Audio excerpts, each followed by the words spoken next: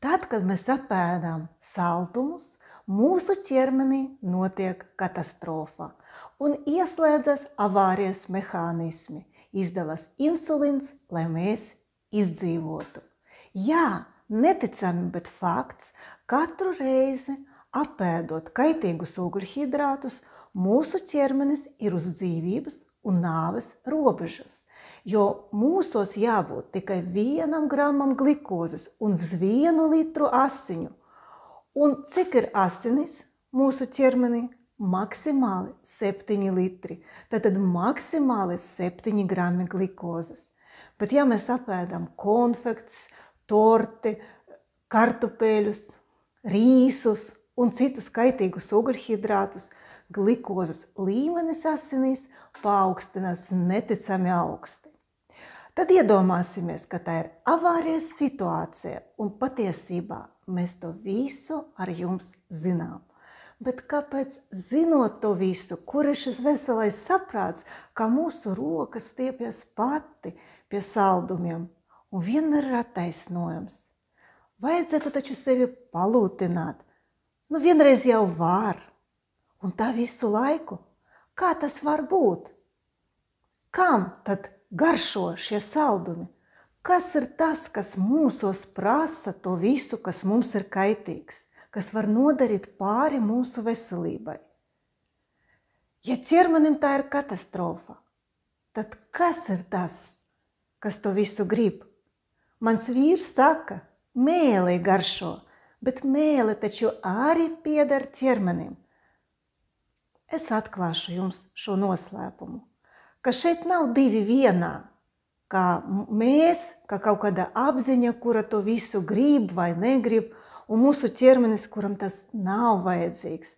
Šeit viss ir savādāk. Mūsu ķermenī dzīvo baktērijas. Un šo baktēriju populāciju sauc par mikrobiomu. Vai jūs zināt, cik daudz ir baktēriju mūsu ķermenī? 3 kilogrami. Jūs varat iedomāties 3 litru burku, kur ir piepildīta ar ūdeni.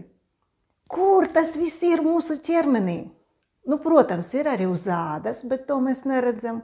Ir arī tur, kur agrāk domāja, ka tur vispār ir sterila vide, piemēram, plaušās. Tur arī dzīvo baktērijas.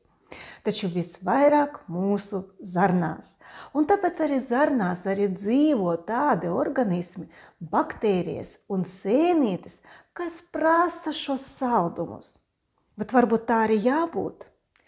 Šo baktēriju un sēnīšu populāciju sauc par nosacīti patogēnu mikrofloru.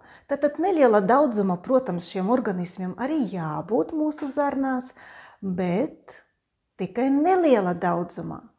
Bet tad, kad mēs izjaucam savu normālu uztura kultūru, tad, kad mēs sākam svētkos lietot vairāk ugļhidrātu, šis baktērijas savairojas vairāk. Un ja ir vairāk, tad tā populācija ir jābaro, un viņi prasa dot. Neticami, bet tā tas ir. Visas šīs baktērijas izdala īpašas vielas, kas ietekmē mūsu smadzenes, ietekmē mūsu domāšanu un šo veselu saprātu. Un tāpēc, zinot, ka kāds produkts ir kaitīgs, mēs vienalga it kā to gribam. Bet mums ir jāsaprot, ka tie neesam mēs, tas nav mūsu ķermenis, bet tas ir patoloģiskas baktērijas, kuras ir savairojušas pa daudz.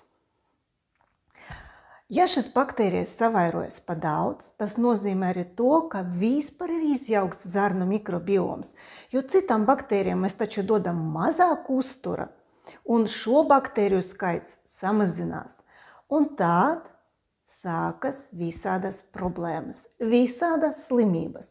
Daudzu slimību sākums ir zarnu mikrobiomā. Zinātnieki atklāja to, ka tie cilvēki, kuri slimo ar depresiju, kuriem atklāja bipolāros traucējumus, pat šizofrēniķi, ka daudzi no viņiem nemaz nebija slimi. Viņiem vienkārši bija izjaukta zarnu mikroflora. Jā, agrāk lietoja vārdu mikroflora. Tagad arvien vairāk saka mikrobioms, jo tas patiešām ir vesels, var teikt, superorganisms, kas dzīvo mūsos. Katrs no mums ir kā planēta ar savu populāciju, ar savu biosfēru, gan ārpusē, gan arī iekšpusē. Un mums, mīļie, par savu biosfēru ir jārūpējas un jābaro tās baktērijas, kuras sniedz mums kādu labumu. Un ir baktērijas, kas ražo mums antibiotikas, iekšēji, un mēs cīnāmies ar dažādām infekcijām tikai pateicoties šim baktērijām. Ir baktērijas, kas ražo mums vitamīnus, kurus mēs nevaram tādā daudzumā vispār dabūt no uztura, jo tas nav iespējams. Un tā tālāk. Mēs esam ļoti atkarīgi. Mēs dzīvojam tā kā tāda simbioze. Mēs esam atkarīgi viens no otra. Un, protams, tagad droši vien klausoties to visu, pirmais, kas jums ienāks prātā, ir jāskrien uz aptieku un jānopērk laktobaktērijas, probiotiķus. Gribu jūs apbēdināt. Diemžēl šie preparāti satur tikai 2-3 laktobaktērijas, kas šajā gadījumā nemaz nav tik svarīgas. Tas vairāk darbojas pret caurēju. Taču mūsos dzīvo aptuveni 100 dažādu veidu baktēriju, iespējams arī vairāk, jo arvien vairāk arī atklāja. Un šīs baktērijas ne ar kādiem preparātiem mēs nevaram dabūt. Bet kā atjaunot savu zarnu mikrobiomu, kā atgūt veselību, par to visu mēs ar jums rūpēsimies mūsu kursos, kas notiks gan klātienē, gan arī no attālumā. Jo tas ir vesels pasākums, un šeit ne ar kādiem medikamentiem mēs galā ar jums netiksim.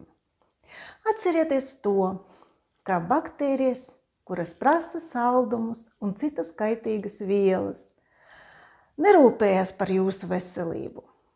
Šim baktērijam ir absolūti vienalga, ka jūs varat saslimt ar cukura diabētu, ka jums var sākties alerģija, ka jums varbūt būs autoimūnas slimības vai onkoloģija.